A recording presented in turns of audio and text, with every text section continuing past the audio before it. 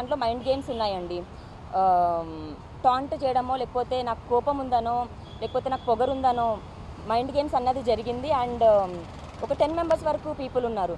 ఒక్కొక్కరిని ఏంటి అని కట్ చేసుకుంటూ వస్తే నాకు మస్తానికి వీ బోత్ గాట్ ప్లేడ్ అనే అనిపించింది. జస్ట్ బికాజ్ ఆఫ్ సర్వైవల్ వాటి కోసం నేను మస్తాన్ విక్టిమ్స్ అనే చెప్తాను. లేదు ఇప్పుడు ఒక ఇల్లీగల్ అఫైర్ పెట్టుకోవడానికి ఎవరు కేసు పెట్టి చెయ్యరు. సో అండ్ అది కోర్టులో ఉంది, నేను ఫైట్ చేస్తున్నాను, కోర్టులో ఉన్నదని ఇంక అడగొద్దు ప్లీజ్.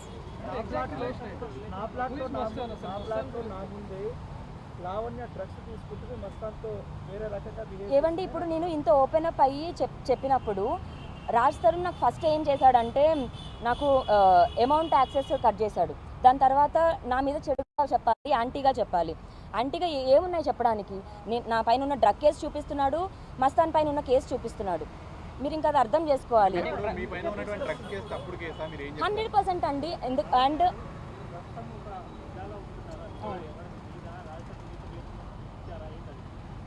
రాజ్ తరుణ్ నాకు అలా ఇవ్వడం ఏమి కాదండి. అతను నా మెడలో ఎప్పుడైతే తాళి కట్టాడో అప్పటి నుంచి 2014 నుంచి మేము రెంటెడ్ హౌసెస్లో ఉన్నాం. ఇది 2020 జాన్లో షిఫ్ట్ అయ్యాము.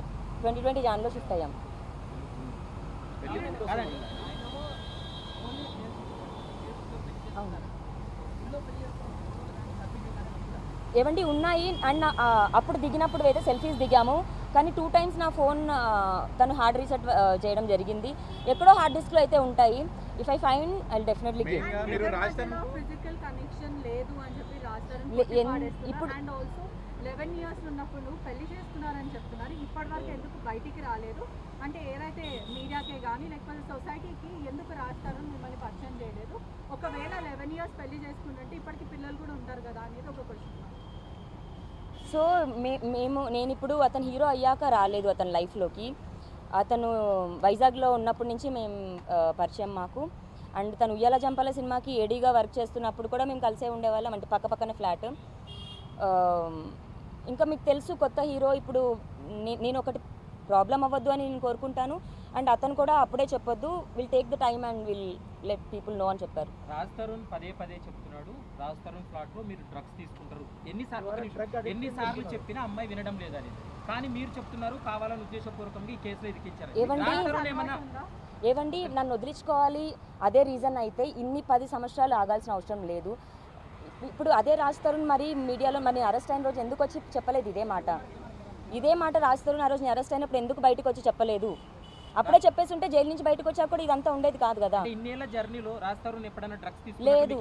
లేదండి. ఇప్పుడు అతని మీద కోపంతో అన్యాయంగా అయితే చెప్పాల్సిన అవసరం లేదు. అండ్ అతను ఎవరైనా జాయింట్ అలా స్మోక్ చేసినా అలా వెళ్ళిపోతాడు. Is that kind of person. నాకు రాజ్ తరుణ్ లేకుండా నేను బతకలేనండి.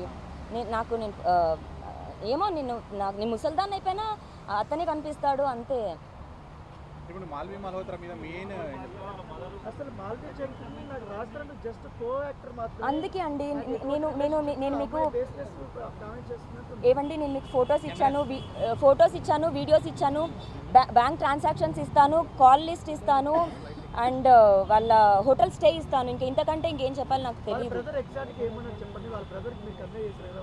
నేను మీడియా ఏవండి ఇప్పుడు రాజ్ తరుణ్ నేను బ్లాక్మెయిల్ చేస్తాను అంటాడు. ఇప్పుడు ఒక అన్యాయం జరిగితే ఎక్కడికి వెళ్తాము? పోలీసుల దగ్గరికే కదా వస్తాము.